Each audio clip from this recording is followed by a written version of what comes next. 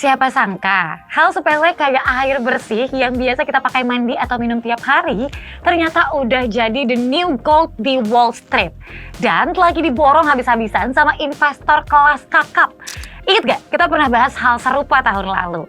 Yuk kita bahas lebih dalam dengan update-update terbaru seperti alasan ngerinya krisis air di 2026 dan peluang investasinya untuk retail. Pertama, seburuk apa sih krisis air sekarang? World Resource Institute nyatet, ketersediaan air bersih itu cuma sisa 2,5% dari total air di bumi. Sekarang aja udah ada 25% penduduk dunia yang kena water stress atau krisis air parah. Gila kan? Catatan World Health Organization juga bilang ada 4 miliar orang yang ngerasain kekurangan air minimal sebulan dalam setahun.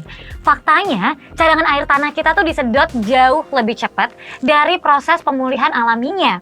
Kalau dibiarin, ini bakal jadi ancaman serius buat ketahanan pangan dan ekonomi global ke depannya. Nah, ada satu faktor baru yang bikin demand air bersih makin gila-gilaan nih Sobat Cuan, yaitu ledakan teknologi AI. Asal kamu tahu nih ya, tiap kali kita nanya 20 sampai 50 pertanyaan ke AI, server mereka itu ngabisin sekitar 500 ml air bersih cuma buat proses pendinginan doang. Atau hal itu tuh berarti setara dengan satu air botol yang biasa kita beli di convenience store loh. Coba kaliin sama jutaan user aktif tiap hari di 2026 ini. For konteks, pengguna aktif ChatGPT dunia per Februari 2026 kemarin aja itu ada sekitar 800 juta user per minggunya. Proyeksinya, pusat data teknologi ini bakal nyedot 450 juta galon air per hari di 2030 nanti. Alias setara jatah minum harian buat 8 juta orang. Makanya, jaminan sumber air sekarang jadi kartu truf buat nentuin di mana perusahaan raksasa bakal ngebangun infrastruktur teknologi masa depan mereka. Karena nilainya yang makin krusial, Wall Street udah nyium bau-bau peluang nih Sobat Cuan. Sejak 2020, kontrak futures atau berjangka buat air udah resmi diperdagangkan di Bursa Chicago Mercantile Exchange. Artinya apa nih Sobat Cuan? Fluktuasi harga air sekarang udah bisa dipantau dan ditradingkan layaknya instrumen emas atau minyak bumi. Banyak korporasi raksasa dan manajer investasi mulai ngamanin hak atas air buat mastiin produksi bisnis mereka tetap jalan di masa depan. Terus siapa aja nih kira-kira whales yang udah main di sektor ini?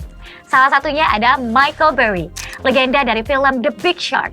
Dia sengaja naruh modal di aset lahan pertanian yang punya hak sumber daya air buat strategi jangka panjangnya. Nah, kalau kamu mau cek saham di sektor yang serupa, di Peluang juga ada nih Sobat Cuan. Ada pilihan aset kayak Invesco, DB Agriculture Fund atau DBA. Terus ada Bill Gates juga yang pegang saham di Ecolab, sebuah perusahaan teknologi pengolahan air global yang secara historis juga udah grow 43% dalam 5 tahun terakhir. Gates juga aktif ngedanain riset pengolahan air limbah biar bisa dikonsumsi lagi secara efisien. Nggak ketinggalan ada T-Bone Pickens yang juga ngoleksi cadangan air tawar buat manajemen resiko terhadap kelangkaan air. Pertanyaannya, gimana caranya kita sebagai investor retail ikutan ambil porsi di sektor ini? Ada 4 catekan saham yang bisa kamu pantau. Pertama, utilitas air kayak American Water Works. Perusahaan ini ibarat penyedia air utama di Amerika. Dan hebatnya, secara historis sahamnya udah tumbuh lebih dari 120% dalam 10 tahun terakhir. Plus, cash flow-nya super stabil buat kasih dividen. Dan yang kedua, di sektor teknologi air kayak Xylem yang jago bikin sistem daur ulang. Histori sahamnya melesat di atas 230% dalam sedekade terakhir. Ketiga, ada AOSnet, penguasa pemurnian air yang lagi ekspansi besar di emerging market kayak China dan India.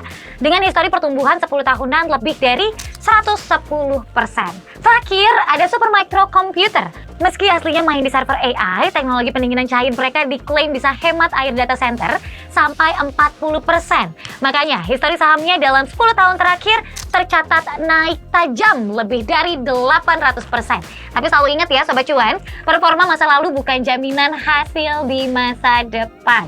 So, kesimpulannya, krisis air dan AI ini ternyata ngebuka peluang pertumbuhan yang solid banget ke depannya. FYI ya, investor yang berani masuk ke sektor ini di periode sekarang sama seperti investor di tahun 80-an yang mulai ngelirik semikonduktor dan kalau di tahun 90-an yang ngincar .com dan fiber optics. Karena rumus di dunia investasi, siapa yang research plus masuk lebih awal di saat belum rame dan FOMO, biasanya bisa nikmati return yang lebih maksimal di masa depan. Oh ya, kalau mau mulai ngumpulin saham global, di Peluang lagi ada promo 0% trading fees loh, Sobat Cuan.